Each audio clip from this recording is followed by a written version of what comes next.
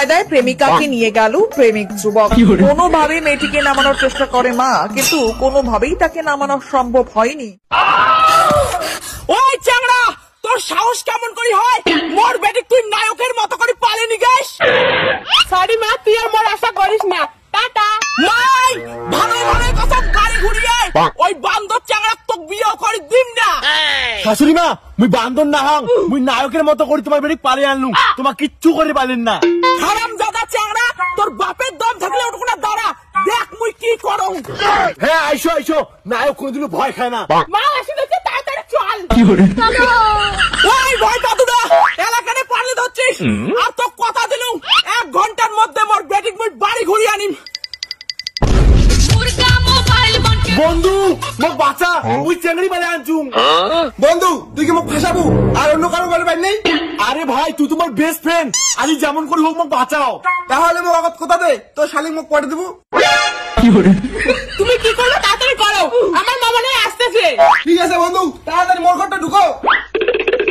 A few moments later. বাউ বাউ।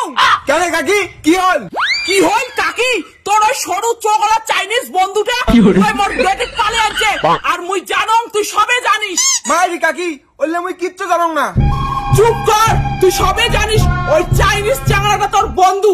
তোমার বাড়িতেই মোর বেটি আছে, মুই খুঁজি দেখিম। ফালতু চ্যাংড়া, তুই বলে মোক পালিয়ে জয়পুর নিয়ে যাব, আর তুই তোর বন্ধুর বাড়ি যাচ্ছিস। আরে পাগলি এলা চুপ কর, তুমি কথা দিলুম বিয়ের পর তো বিজনেস করে জয়পুর পাড়ি দিন।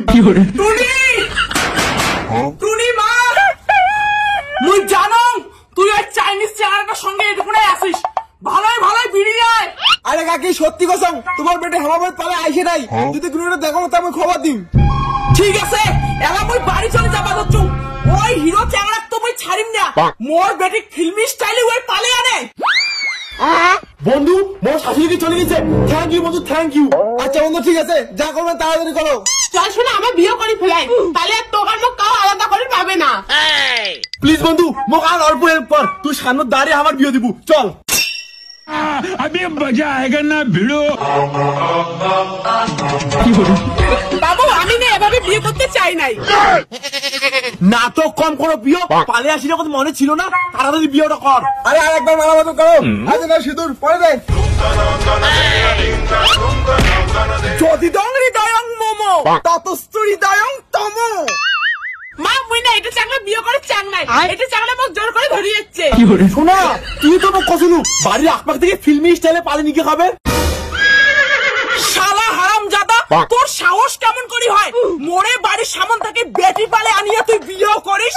এ ভাই তুই কি করিস করতে, মুই আর এলে থামলাম নাই।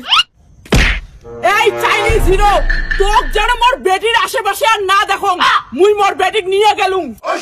শাশুড়ি মা মুই খালি নায়ক না হাম, মোর বাপের কিন্তু অনেকলা জমি আছে। তোর কয় বিঘা জমি আছে চাংড়া, মুই এখন হিসাব চাং। খালি জমি না হয় মোর ব্যাংকত অনেক টাকাও আছে। মাই সত্যি কথা হচ্ছে নাকি? মা মুই এলে কিচ্ছু জানো না, কিন্তু আর এই চাংড়া মুই বিয়ে করিম না। ঠিক আছে মোক বিয়ে না করিস নাই, মুই এবার অন্য চ্যানেল নিয়ে পালাইম। মোর বড় লোক নায়ক জামাই দাঁড়াও জান না, মাই তো ওই চাংড়ার সঙ্গেই পালিয়ে লাগবে। ঠিক আছে শাশুড়ি মা, মুই তোমার বেটির সঙ্গেই পালাইম তাহলে। আর জামাই বিয়েটা কিন্তু ফিল্মি স্টাইলে করেন, গোটায় পৃথিবী আমার পাড়ার লোক যেন সগায় দেখে। মা এটা চাংড়া কিচ্ছু নেই, তুই আর একবার ঠকিলু। শাশুড়ি মা গুড বাই। এলা মা মুই তো শেষ, ফিল্মি স্টাইলে মুই নিজের বেটিটাকে নিজে পালক দিলুম।